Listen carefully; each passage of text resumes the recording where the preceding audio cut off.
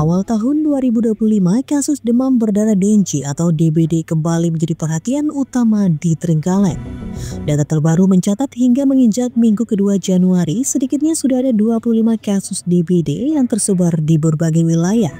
Sementara itu kasus DBD tertinggi berada di wilayah kerja Puskesmas Watulimo.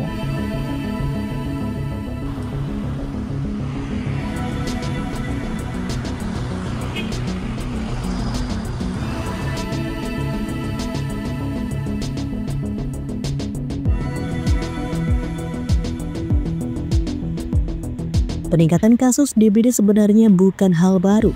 Pada 2024, kasus sudah melonjak sejak awal tahun, dengan puncaknya terjadi pada Maret dan April. Namun jumlah kasus menurun signifikan pada paruh kedua tahun itu. Kelompok usia yang paling rentan adalah anak-anak usia sekolah, yaitu antara 5 hingga 19 tahun. Kepala Dinas Kesehatan Trenggalek, Dr. Sunarto menyebutkan bahwa lebih dari 50% kasus sepanjang 2024 terjadi pada anak sekolah. Jumlahnya mencapai sekitar 460 kasus.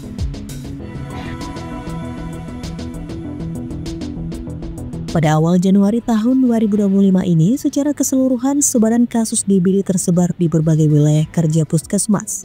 Di antaranya di Kecamatan Watulimo ada 6 kasus, Gandusari 5 kasus, Trenggalek 3 kasus, Bogalan 3 kasus, Kampak 3 kasus, Munjungan 2 kasus, Bendungan 2 kasus, dan Sedongko 1 kasus. Artinya hingga 8 Januari 2025 kemarin, kasus DBD di Trenggalek sudah menyentuh angka 25 pasien dengan kasus tertinggi di wilayah kerja Puskesmas Watulimo.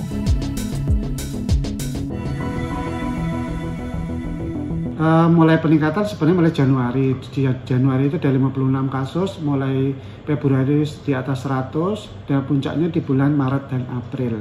Di bulan Maret April, kemudian di bulan Juni sudah 100-an, di bulan Juli sudah di bawah 50, seperti itu. Untuk tren usia yang paling banyak diserang? Untuk usia ini masih anak sekolah, jadi anak sekolah 5 tahun ya, 5 tahun sampai dengan 19 tahun itu menduduki di atas 50% kasus di anak sekolah. Kalau untuk kasus meninggal tahun kemarin ada? Tahun kemarin ada 1 kasus di akhir tahun ya, ada 1 kasus anak yang meninggal karena DBD.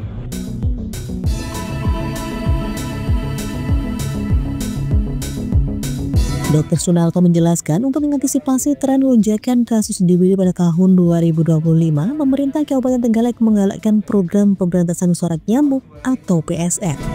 Edukasi ke sekolah-sekolah juga menjadi prioritas untuk meningkatkan kesadaran masyarakat tentang gejala dan pencegahan DBD. Kunci utama mencegah DBD adalah menjaga kebersihan lingkungan dan memastikan tidak ada genangan air yang dibiarkan. Kolaborasi antara pemerintah, tenaga kesehatan, dan masyarakat menjadi kunci utama untuk melindungi warga dari ancaman DBD.